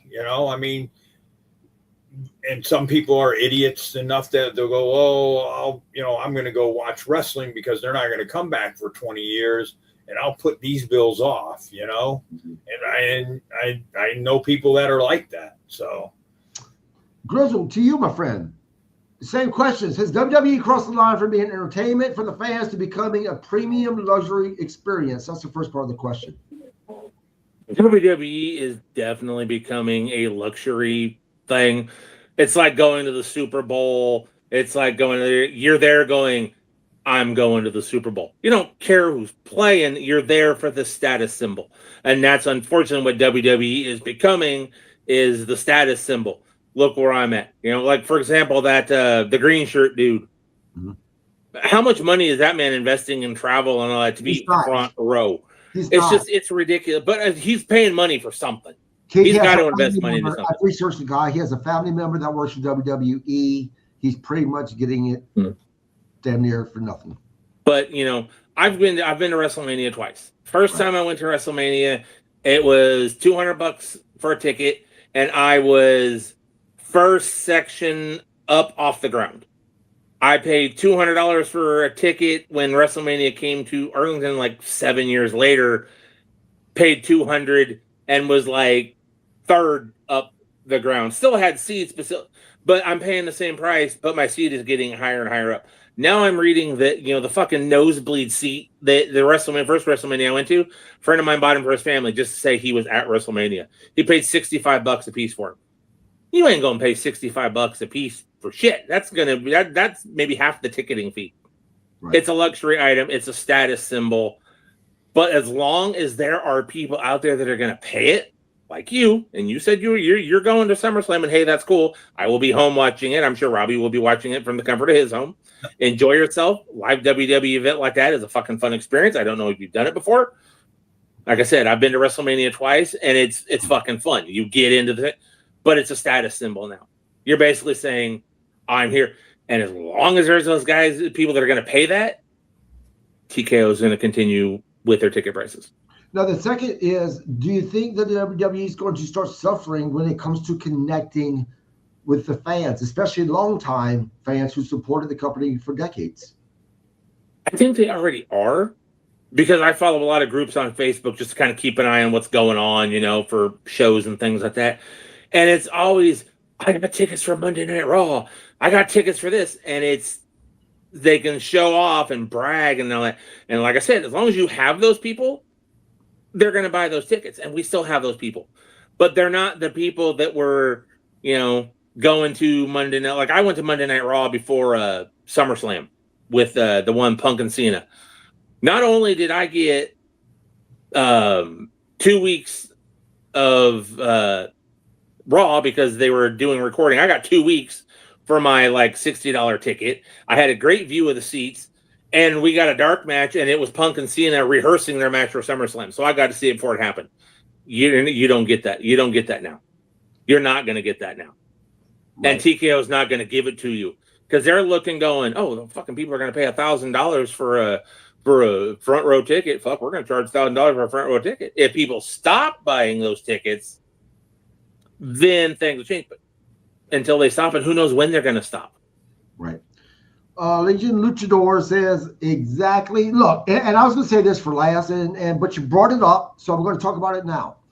Okay. The reason that this discussion came up for me was because someone had mentioned that WWE is nothing but for basically capitalist assholes. And agreed. I know exactly who you're talking about. Yeah, capitalist assholes. I've had this discussion with him many times. Capitalist assholes are the ones that go there. And in a way, and you even kind of said, again, I'm going, right? You're kind of demonizing fans for paying money to go and look, this is the thing. And this is my response basically at the end. And I even got pushed back for this. Look, this is a bucket list. I'm not getting any younger. My son's going off to college, right? This is an opportunity for me to enjoy something that, look, I don't go to many WWE live events. I've been to a few Raws, but the big four, no, I've never been. So, why should fans kind of be demonized or people be angry at them because they're still buying ticket prices, so therefore they keep on charging? Look, people spend their money, what they're spending their money on. David Mitchell, he used to be on the podcast every now and then. He has been to every WrestleMania for years now. That was his vacation. That's what he saved his money for, right? So why should people be demonized for going entertained to do something, regardless if they go all the time or if it's a bucket list item? I mean, it's their money. Unfortunately, especially on social media, and I know, like I said, I know who you're talking about. I saw the comments. I have spoken with him many times. I agree with a lot of his thoughts, but I don't agree with him demonizing or saying this. Like you said, you bought the 2 tickets. You were able to afford it without breaking your bank. You're able to, and you're still going to be able to move. You're still going to be able to eat. You're still going to be able to, pay your bills, and you're going to have fun. It's a bucket list item. I've been to WrestleMania twice. First one was to say, because I wanted to go to fucking WrestleMania. It was at Levi's Stadium in California, about a 4-hour drive. Hell yeah, I'm going to fucking WrestleMania. Second one I went to, my son came up to me and said, Dad, where's Arlington? I said, it's about 20 minutes away. He said, WrestleMania is going to be in Arlington. Can we go? I didn't think about ticket prices. I thought about, this is a motherfucking time for me to have a moment with my son and take him to go see WrestleMania. And that's what these events are for. However, TKO doesn't care about those people that are like you, that are going to that bucket list or to take their child, make those memories. They want the fuckers that are paying the $10,000 to say, I went to Mania, or pay $9,000 to go on a tour of Cody's fucking tour bus. Right. Big freaking deal. I'm not going to go on a Greyhound for $9,000 to go, oh, there's where Cody Rhodes shits. There's where Cody Rhodes takes a nap. I don't give a fuck. And I'm not going to, if that's what they want to spend their money on, great. But in my opinion, TKO's taking advantage of that and going, hey, you want to do it? Here you go. They're not doing it to be for the bucket list, for the memories, for that. They're going because, look at me. I'm this, I'm that. I'm going to this. I paid $9,000 for John Cena's ring-worn underwear. That part I don't agree with. And what you're going for is the reason why we have wrestling. To make the memories. Right. And for the people watching the podcast, look, this was not a heated discussion I got into with this gentleman. I think the word of this gentleman, we agreed on a lot of the stuff. Like, for instance, do I think that, Rob, this goes to you, do I think that being able to share these memories with your family, like I'm able to do with one night with my wife, one night with my son, should be special for a certain class of people who make a certain amount of money? Absolutely not. I think professional wrestling is a family event. I think that should be affordable tickets, 100%. I am not advocating for the amount of money that it costs to go. But this is where we're at now. Go ahead, Robbie. Yeah, no, I agree. I mean, yes, and I agree with that. There's people, and it's the same. I'm going to pay $20,000 to sit in the front row at the Super Bowl because I want to say I was at the Super Bowl. Hey, good for you. You got $20,000 that you want to piss away. I mean, it's like you said, your money, you do what you want. You earned it. You did whatever. You got it, however you got it, whatever, and you want to do that. That's cool. That, do your thing. So, and that, to some people, it's a status thing. But like the people that are looking, okay, it's a bucket list. It's want to have moments with my family or whatever. You're kind of out. Sometimes you kind of outprice it. And you got to look and go, okay, you could afford it, so more power to you. But can the average dude do it? No. So now, like where his kid's going, hey, Dad, it's down the street. Can we go? Hey, Johnny, we can't afford it, and, little Johnny doesn't understand it because Johnny's 10 years old and doesn't understand paying bills, right? And stuff like that. I mean, but I get it. It's your family moments, just like with knowing my last match in May. I was fortunate. My wife was there. My daughter was there, good friends were there and stuff. My childhood friend that I grew up with. So he made it a point to fly in to be there and everything. So that was the first and the last time my daughter got to see me wrestle. Right. So, some people don't get to. Right. Well, and it's true. Look, look, just because I was able to get these tickets doesn't mean I didn't have to make sacrifices for it. And that does suck. It sucks that I had to decide, because we're moving to Florida. Okay, with this expensive move coming, us buying a house in Florida, I have to decide between what I'm looking at as a once-in-a-lifetime event for me to share with, my son, SummerSlam, that bucket list, or go to Vegas for the CAC reunion. That was literally the choice I had to make. I chose SummerSlam because I know next year I'm going to be able to go to the reunion, right? Not a big deal. We're going to be moved by then. We're going to be settled in. I don't know where SummerSlam is going to be next year. It may not be anywhere nearby, right? It's going to be 15 minutes from my house. So yes, it's a sacrifice I had to make, but that's the sacrifice I chose to make. And by the way, guys, the person I got a conversation with, he invited me to be on his podcast, which I'm going to talk about this, which I'm going to go on, because guess what? There are people out there that can actually have civil discussions and like one another and disagree. We do it on this podcast all the time. Second, is TKO simply maximizing the value of WWE's popularity, or are the pricing out the very fans who built the brand? Is this smart business strategy, or does it risk alternating the core fan base? Grizzled? TKO's interest is the ROI, the return on investment. They paid the money for this, and they're going to get their money back plus some.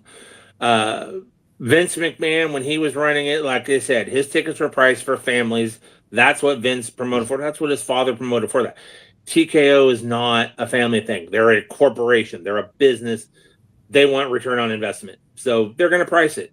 People are going to pay it. Eventually people can't pay it, but TKO don't care. They're going to Saudi Arabia. That's billions of dollars. They go to Italy. They're making money hand over fist. And in the end, all they care about is green.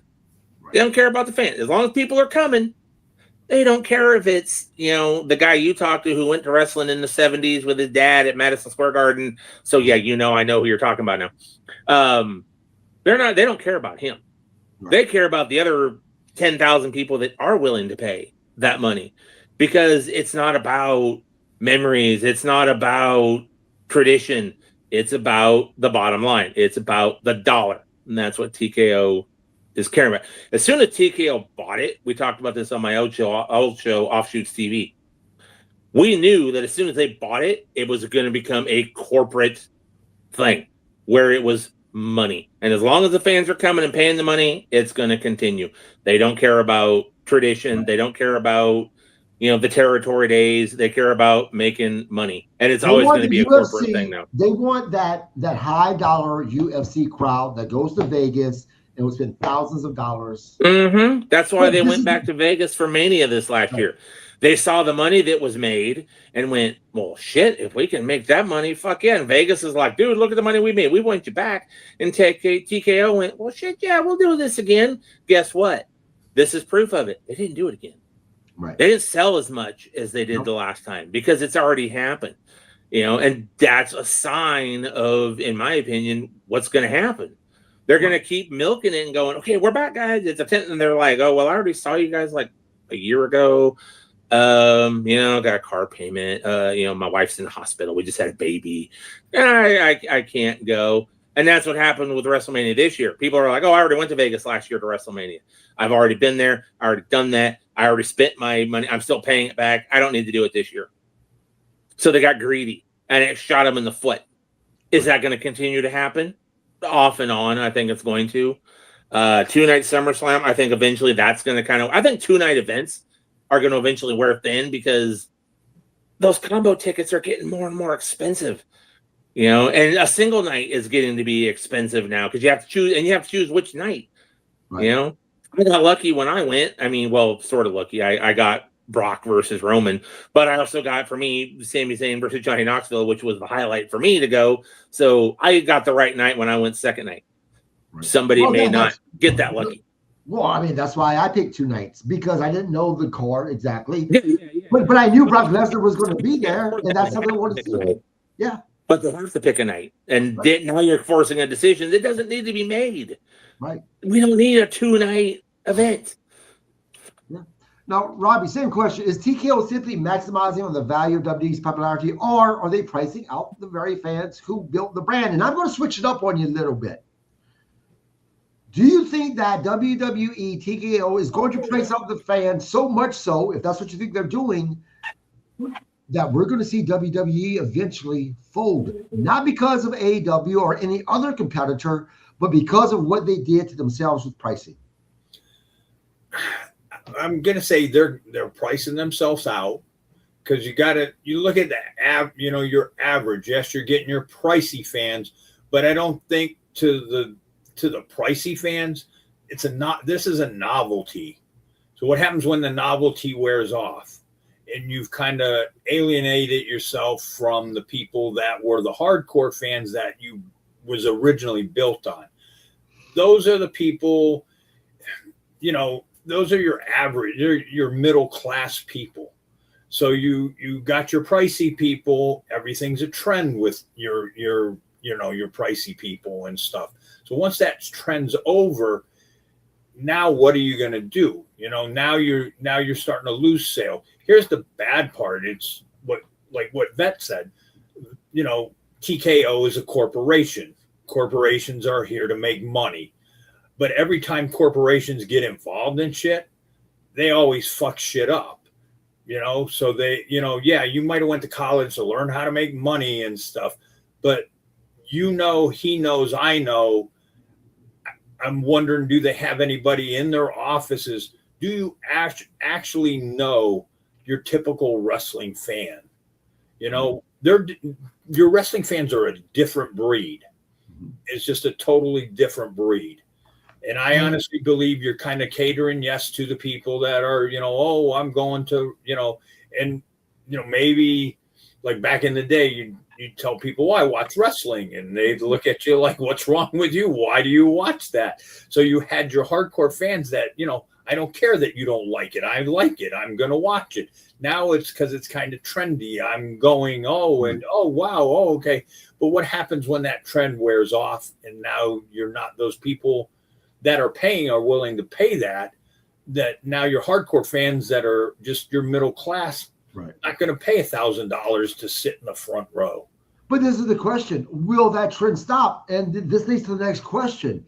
Should major WWE events like WrestleMania, your SummerSlams, your big ones, right, at the stadium shows be compared to concerts and major sporting events when it comes to pricing? Because look, when it comes to your major, even regular sporting events, your Super Bowls, right, it's the same thing as WrestleManias. Your celebrities That's where they're going to. I think SummerSlam, we may see that as well because they're trying to turn that into that as well. So if your celebrities are going there as well, that's what they're going to price them out to. And why should professional wrestling be any different than these major sporting or regular sporting events, your NHL, your professional football, right? Or your bigger concerts? Why should they be any different, Robbie?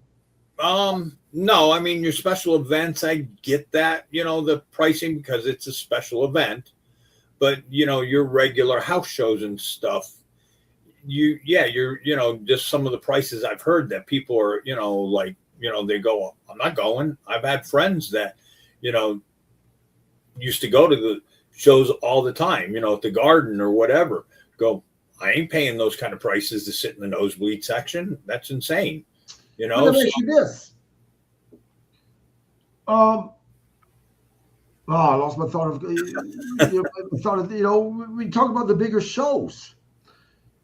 Oh, so you talk about the house shows, right? Right. From the research I was doing to prepare for this podcast tonight, one of the things that actually popped up was one of the reasons why WWE has stopped a lot of their non-televised house shows was to make their products more a must-see.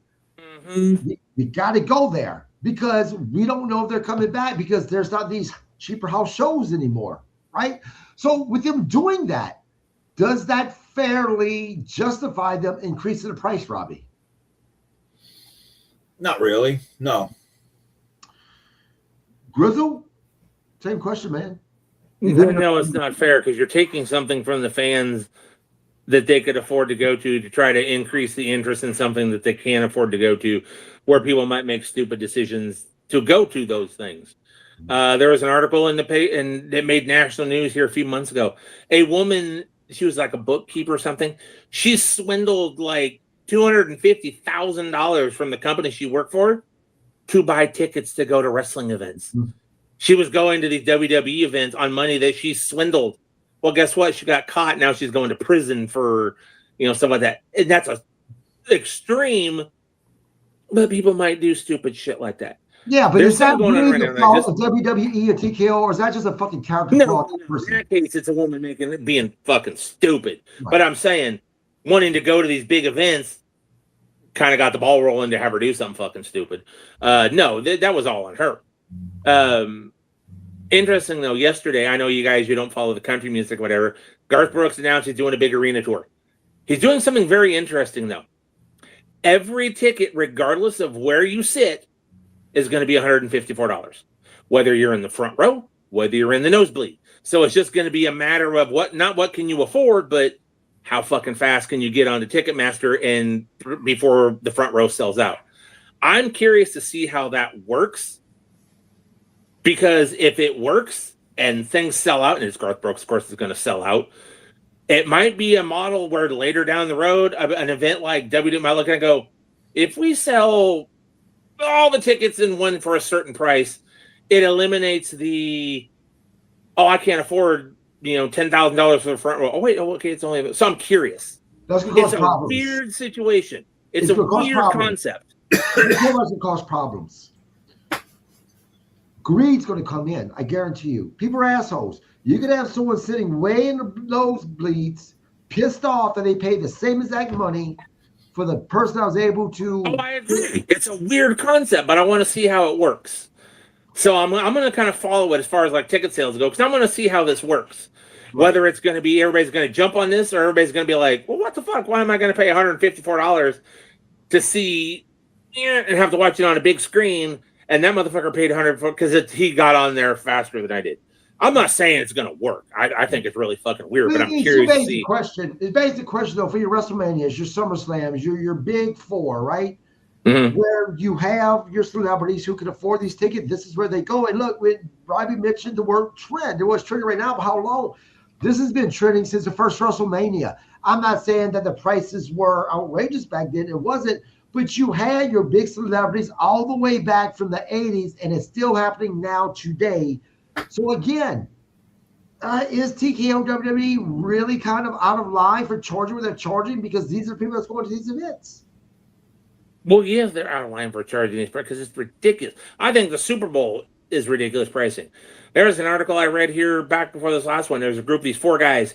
They had gone to every Super Bowl. They've been to every one. Since they were kids. They've gone to all the Super Bowls. This is their last one. Is it because of age? Age is a little bit of a factor, but they all 4 said the same thing. We can't afford it anymore. So something that they have done their entire life, they now can't afford it. So there you go. They're getting priced out. WWE doing their pricing is gonna price things out. But in wrestling, though, here's the great thing. You know, you have your high ticket prices for your Mania, your SummerSlam. Charge high ticket prices for that. You don't need to charge Mania prices to see, you know, Money in the Bank or Backlash. We don't need that. Maybe you can alternate. But unlike football, I mean, you know, unless you're here in Texas, you can go to a high school game. Wrestling has something called independent shows, where you can pay $20 for a ticket and sit in front row. And I used to go to these shows and work these shows. You know who I saw at those shows? Sammy Guevara, Brian Cage, Austin Theory. All now AEW, WWE superstars.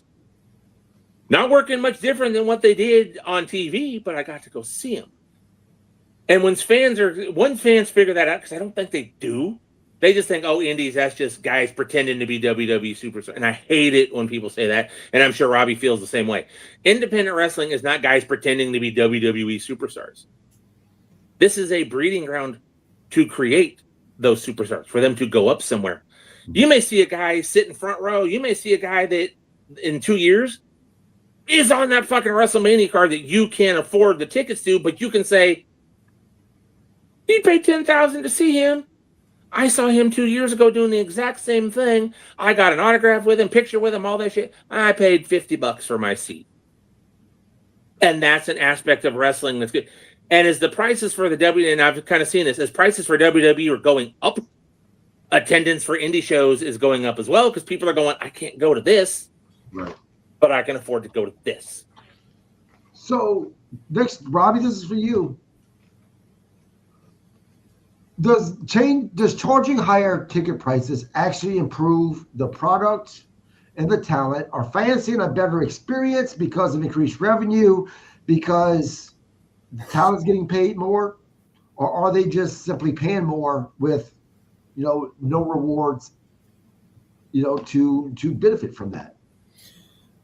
They're paying more with no rewards, because you look at it and they've already proved it. Look at how many guys, when their contracts have come up, and you hear that they're leaving because they're cutting their contracts in half. So now they're making money, and they, you know, through, you see it where TKO is, oh, our profits are up X amount of percentage. Okay. But now you've got guys, their contract coming up, and they're not signing, or they're saying, okay, we're not giving you the same contract. We're either going to cut it in half, or you're going to take X amount of percentage or whatever. So now they're pissing on the talent, you know, by saying, okay, if you're going to re-sign with us, you're going to take a pay cut. But yet we're making mega bucks, but we're not going to spread the wealth around and say, okay, let's bump you up a little bit. And now we'll have so now you're kind of pissing on the talent. Talent's going, why am I going to bust my ass? Because they're not going to pay me.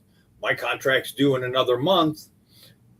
I'll just, I'll go out there. I'll put a match on, but I'm not going to go out and bust my ass. So I think again, goes back to corporate greed. I get it. We're all in it. We're all in business to make money, but if I've got employees and they're making me money, I do have to share that wealth, because these are the people that are taking care of me. Right. So if I want to continue to have my business run, and I'm thinking, okay, like if you were working for me and I don't have to go to work, and my getting, we're booked week in and week out, and I'm, you're bringing me money in, and I'm thinking, okay, I'm not, I'm making money. I'm not going to split this with you guys. And you're going to go, well, why am I going out and bust my ass and working this hard?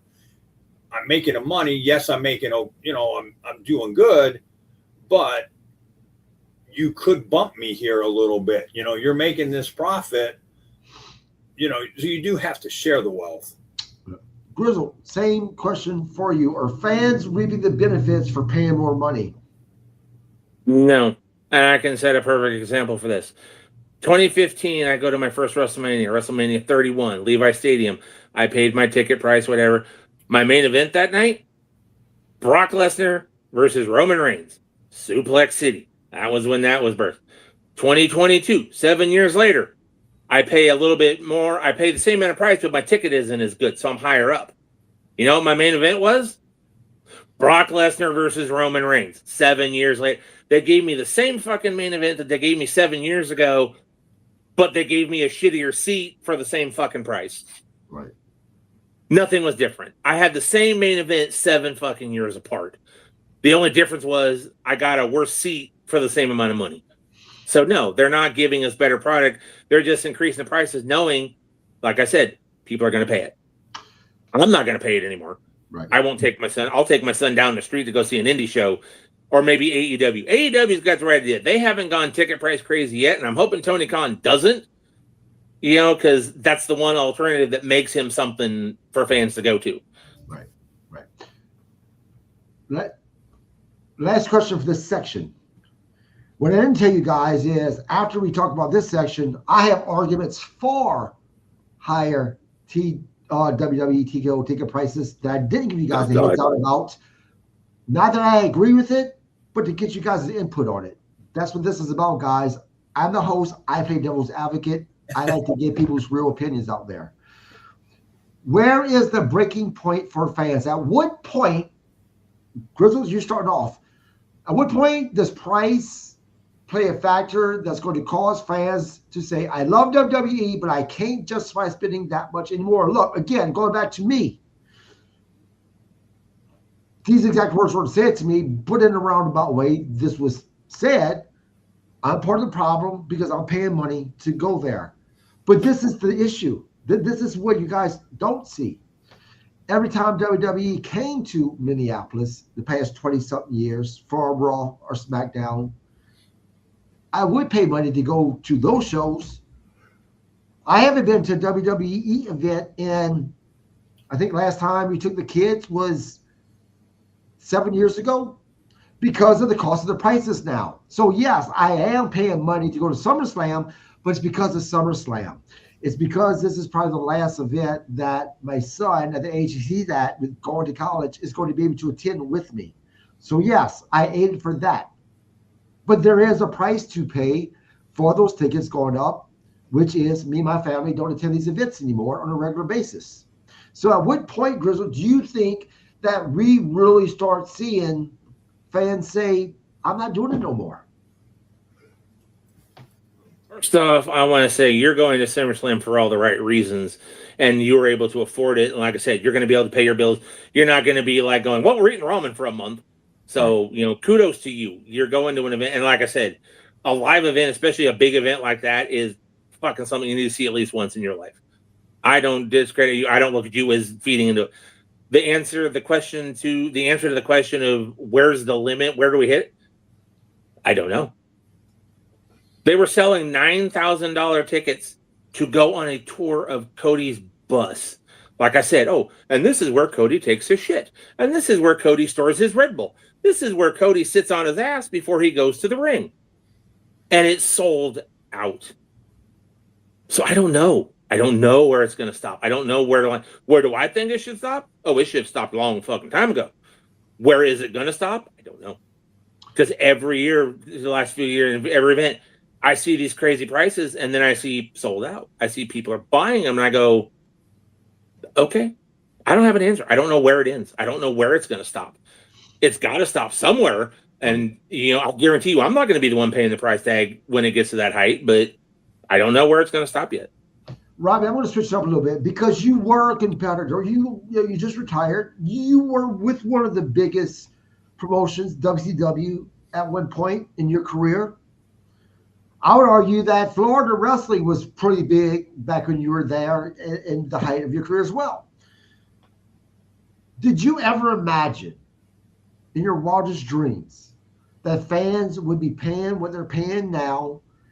And at what point, in your professional opinion, do you think fans are going to finally say, I am done with this shit because I can't afford it?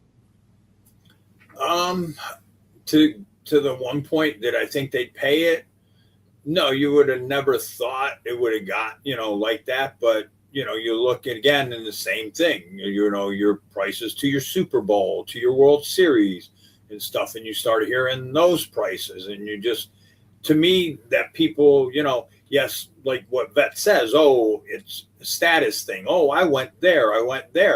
But like some of these prices and stuff, and you just look and you go, all right, well, some people don't make any sacrifices, that they're fine. It's not going to hurt them. But how many are making sacrifices to just say I went? I would have never thought prices would have got like that. Hard to say when it's going to stop, because you have people that are willing to pay that kind of money. Right. I mean, unfortunately have people that, some just have resources that it doesn't hurt them, like, okay, say it's to go on Cody's bus for $9,000, wow, hey, good for you that you can afford that and, whatever. But I mean, if you're paying that to say, hey, I was on Cody's bus and whatever, and now your house is going into foreclosure or whatever, you're an idiot, because, right. But there's people that will do that, though. That's the sad part, so it's hard to say where it's going to stop, because, just people want to be able to have the bragging rights. Is there really bragging rights, though? I can see where Cody takes a shit. Yeah. Did you see the bed where he sleeps with Brandy at night after he won the title? Fuck. But to some people, that is, it is. I mean, I think it's more of a status thing. Yeah, status, but the same thing. Right. Yeah, it's the same thing. Yeah. Right. It's bragging, though. It's kind of bragging, though, right? Like, hey, I'm gonna get to brag when I helped KG move to Florida. There you go, guys. Look, the last 15, 20 minutes of this discussion is something that neither one of these guys were able to prepare for. And by the way, again, I'm going to repeat myself. I am not saying that I am for or even against the ticket prices. I am the host that plays the devil's advocate. That is my role on my podcast. I try to do that even with the recaps for the most part. Arguments for higher WWE TKO ticket prices. WWE is a major global entertainment company. They're no longer just a wrestling promotion. It competes with the NFL, the NBA, major concerts, theme park experiences, and other premium live events. If fans are willing to pay hundreds or thousands for those experiences, WWE can argue they are simply following the market. Grizzled, agree or disagree? We've been saying this entire time. They're going to charge those prices because people are going to pay them. Yes, it's a status symbol. It's like the Super Bowl. It's like the World Series. It's the Stanley Cup playoffs. It's the same thing. And yeah, TKO's looking, going, well, the fucking people are paying to go see the Super Bowl. They're going to come pay to see me. And these people are proving them correct right now. We've been saying this the entire night. Is it an argument for it? No. It's the reason for it, but I don't think it's an argument to defend it. Robbie? Yeah, I mean, I would have think they would surpass the NBA, because I'm surprised people even still watch that thing. But so I'm surprised the NBA really actually attracts people. So, yeah, you got people who are going to pay it. You're going to do it. Premium events or limited experiences. A stadium show like WrestleMania or SummerSlam only happens once a year. Fans aren't just buying a seat, they're buying a memory, a live experience, a chance to see history. For many fans, especially families, it becomes a special occasion. Does this justify what they're doing, Robbie? To them, it does justify. I mean, again, you look at, you threw the theme parks in there. look at what, like, here, I think I don't know which one's which. Disney World, Disneyland. I don't know which one I got. Mine's in Anaheim, Disney World's in Florida. Okay, so I got Disney World to show you how much I care about that. You know, I'm not 12 anymore. Oh, you don't know what you're missing by not going as an adult. Have you lost your mind? Me and my wife have a better time going as adults without the kids than with the kids. So, well, I'm scared of heights, so I don't like rides. So, you know, but the same thing, they're outpricing themselves for the average family, but yet you're getting people international, you're getting this. So yes, even with the higher prices, they're still rolling, but you have kind of outpriced the normal families and took that experience away from them. So, you know, you've taken that experience away from like your normal fan. Now, this is legit the argument TKO was making. More money means bigger production, better value, better venues, higher talent, salaries. Bullshit. I'm sorry. Again, I'm trying to play devil's advocate. But that is such blatant bullshit. And we've just recently have seen this, that I had to call bullshit on that. More global expansion, more opportunities for performers. The company is generating more revenue because the product has grown. Grizzle. More opportunities for performers. That's why every year right after WrestleMania, we get a list of like 30 people where they go, thank you for your, we wish you best in your future endeavors. Why? Because they have to start cutting the fat to cover all the costs of the better production and the better this and the better that. But yet the board members, oh, here you go, buddy. Here's a 25% bonus for $200,000. Now, granted, we just cut this wrestler who was making $100,000 a year, but we're going to give you $200,000 a year. It's a bullshit. It's all corporate numbers. It's all corporate BS. Okay, you're feeling, but you're better opportunities for performers. Yeah, better opportunities for performers to get the main event at the high school gym because they can say, I used to be on WWE. There's their better opportunity. Right. You know, Sheamus, he's been out. Is he getting a better opportunity? No, they looked at him and said, we want to give you a pay cut. And he basically went, eh. Same thing as the New Day. Better opportunities for performers. What the hell ever.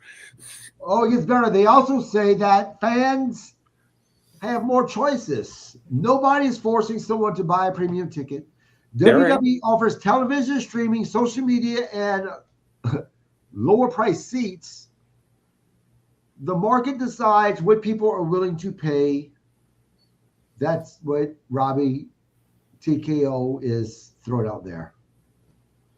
Nah, I disagree because here's the thing. So now you're saying, but here you put your product on 5 different TV networks. So if you don't have those networks, now you're paying because each one of those networks, you're paying anywhere from $50 to $100 a month. So now if I got to buy 4, because I got to watch all these shows, I'm paying what? $400, $500 a month for TV just to watch wrestling. I mean, no, but what are we getting? No, we get the same production. Whatever. Yeah, you're getting money so you can go global because the global people are paying you probably way above what anybody in the States is paying. It's just, no, you're not getting a better product. You're not getting in you're telling your talent, you got to take a pay cut, so they're just either walking away from it or they're phoning this stuff in. Yeah. Now I also had to come up with arguments against. I had to be fair. WWE was built by passionate fans, not corporations. Grizzle, agree, disagree? I agree. I've already said WrestleMania or WWE was a family thing. It was the McMahon family business until Vince sold it and turned it into TKO corporate. And, Robbie's talking about all the money they spend to watch the shows. You know what? Here's a great idea. You're making all this goddamn money off these shows. You should invest money and create this network that has everything all in one spot that fans can pay a premium price for. And, oh, wait, I'm sorry. You had that, you took it away from us and split it into 7 fucking different things, but you don't have all of it. Right. But no, as far as the other, it was built by the McMahon family. It was a family-owned business. It wasn't corporate. Yeah. Robbie, more criticism that I have, that many longtime fans supported WWE through bad eras, and God knows we did, because they bought merchandise, they still watched every week, they attended shows, and now fans feel like they're being treated like customers instead of the community that Vince McMahon built this product on. Agree, disagree? No, I agree. Totally agree. You look at what happens usually when your mom and pops sell to corporate. You're the customer. You know, your mom and pop, you get to know those people. Yeah, granted, you didn't get to know McMahon, but at least he was sellable to families. He was like, let's make this a family product. So now you sold to corporate. What is corporate bottom line? Bottom line's dollar. We're not worried about, hey, now we could care less about you. And it's like that everywhere where you've gone. It's like, think about it, like we've all dealt with the dealerships, the car dealerships, the regular owned one. You got to know the salesman, whatever. You got to know the owner, and they, then what happens? The owner is ready to retire. You know what? We're going to sell to corporate. Now you go back to that place that's corporate. All they're looking at is with you is dollar signs. Okay, I just bought a car from you. 3 months later, I bring it back. Hey, this shouldn't be happening 3 months. They don't give a shit. It's just, they just see dollars in you. And that's the bad. To me, corporate ruins a lot of things. This next question is for both of you guys. WWE TKO is playing a dangerous game, because while they are making a shit ton of money right now by pricing out fans, they are also not making new, younger fans, because younger fans want to be able to go to live events, which means a family has to be able to afford these live events. You have to spend hundreds on tickets, parking, food, merchandise, and even travel to get there. This could possibly hurt WWE, bringing them to their knees in the next 15 to 20 years if they keep on going down the road they're going down. Grizzled, agree or disagree? That's the last question. I agree. It's hard to build new fans when you can't afford to go. But like we've been saying all night, as long as there are people that are willing to pay that money to take their kids to it, we're still going to be building those fans. So we have to get to that point where they can't afford it. We haven't got there yet. I don't know when we're going to get to it. Robbie? But no, if you can't build new fans, you're destroying your product. Yeah. Robbie? Yeah, I agree. But, again, you got people that are willing to pay. So it's, it is a fine line, but eventually, either the shine's going to wear off and you're going to be playing, 15, 20 years. I don't know if it'll, may take a little bit longer. It's hard to say the time frame, but yeah, you are playing, but will TKO be in, own it in 10 to 20 years? If I had to put money on it, I'd say no. No, this is the bottom line, and the truly final question of getting to the bolts and nuts of stuff, because we've mentioned it multiple times, both of you guys. As long as fans keeps on buying it, it's going to happen. The question is then, should we look down on these people, including myself, who are buying tickets to attend these things? Because, well, I mean, look, there's no easy way to say it. Some can afford it more than others. So should we be looking down on these fans who can attend these things? Grizzle? Absolutely not. If you can afford it, I say go for it. Make the goddamn memories. Because 20 years from now, when you're laid up in a hospital, getting older in your retirement home, what are you going to have left? Your memories. Go and do it. If you can afford it, go for it. Eventually, you're not going to be able to afford it. That's going to be the problem. But if you can, do it. I did it. I don't need to do it anymore. There's a couple things I still want to see. Would I pay crazy prices to see it? Maybe. I'm kind of interested in like an elimination chamber, maybe a Hell in a Cell, a Money in the Bank, a Rumble. I'm looking to something like that. If I can afford it, I would do it. If I can't, I'm not. That's the bottom line. If you can afford it, great. But don't put yourself in a financial situation where you're like, fuck, lost the car, but God damn it, I got to see Obafemi defeat Brock Lesnar. Right. Robbie, same question. No, yeah, I mean, you can't look down. I mean, hey, you, like you said, you can afford it. Your money, am I going to tell you how to spend your money? Am I going to, whatever you made off your house, am I going to say, oh, you know what, you could have moved here and got in a gated community for what you're paying where you're going? No, it's your money. You got to do what if that makes you happy, then, you earned it. You did whatever, I mean, for somebody to either look down on you, whatever, that's their problem. They actually have problems. I mean, you owned your own business. Right. There's people that are jealous because your business is successful. Hey, you want your business to be successful, then go work hard like I did. I mean, it's you earned it. You worked for it. You earned it. It's your money. You do whatever you want with it. Yeah, 100%. And I lied about the last question because there's one taxing question that's very important. It's for Robbie Idol. Is it tomorrow night that's going to NXT? Yes, tomorrow night I'm going to NXT. So guys, tomorrow it'll just be myself and Grizzled Vet. Grizzled, you're going to be here with me, right? Of course. Okay. Okay. Yeah, you got to fill in for me. I'm going to NXT. I had people that bought me tickets. They go, will you go to NXT with us? You son of a bitch. You got tickets to go to NXT. How dare you buy tickets? Not joking. Enjoy yourself, man. Have fun. Yeah, but I didn't even buy them. They bought them they paid for it. Hey, like I said, enjoy yourself. Take advantage of it. Right? AG and I will hold it down. We'll fight with each other tomorrow. There you Robbie, go. I expect you, since I couldn't be in the book, I expect you. You're in the book. That's the point. I still expect you to have a poster that says subscribe and get your mail wrong. Pro Wrestling Podcast. I'm an ex-WCW guy. I'm on it. Guys, that does wrap up this podcast. Thank you for joining us. Great conversation. I really appreciate it. Love Robbie Idol. Love Grizzled Vet. Such a talented gentleman.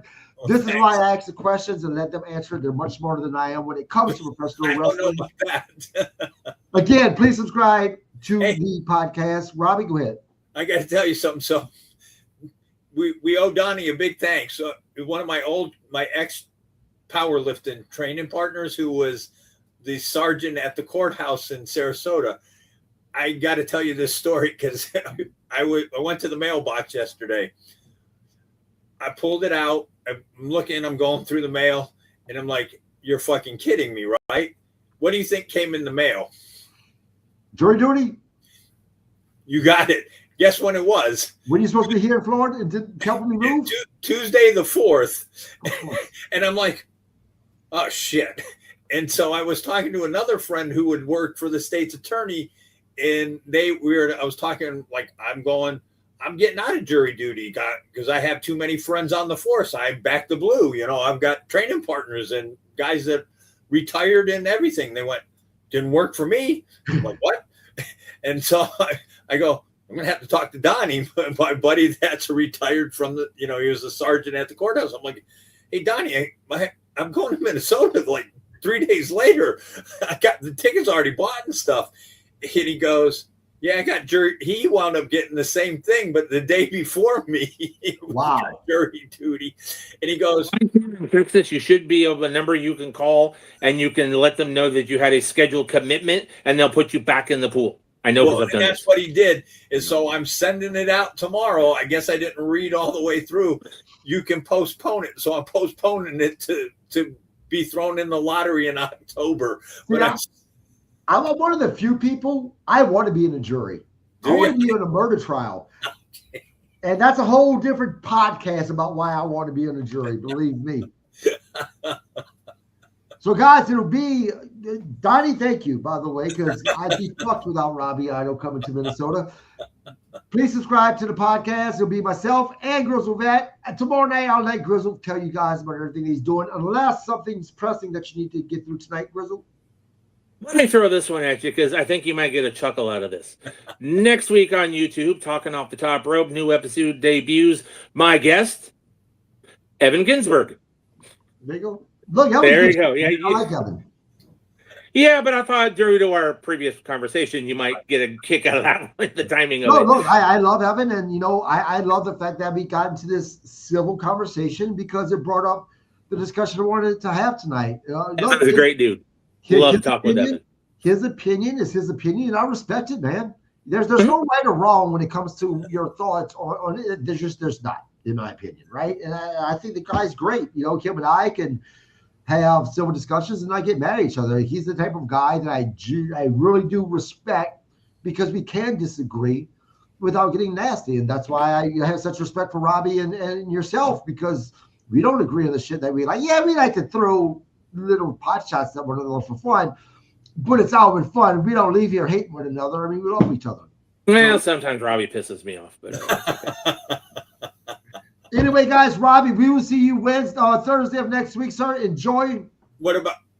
Thursday. I'm sorry, Tuesday. We'll see you Tuesday of next week. Tuesday. You threw me on this Thursday. I'm like, what the hell's happening? Don't mess with him, man. Shit. Yeah. Tuesday. Hey, it's hard enough trying to keep up with my days as it is. I asked what's going on. Yeah, so Tuesday for the recap of Raw. Again, tomorrow night, me and the Vet will be here for the recap of God Help Us watch it. No, 2 hours SmackDown. It's not going to be that bad. Yeah, so you only got 2 hours. 2 hours SmackDown. Until then, you all please again subscribe to the podcast, and you guys have a great rest of your week.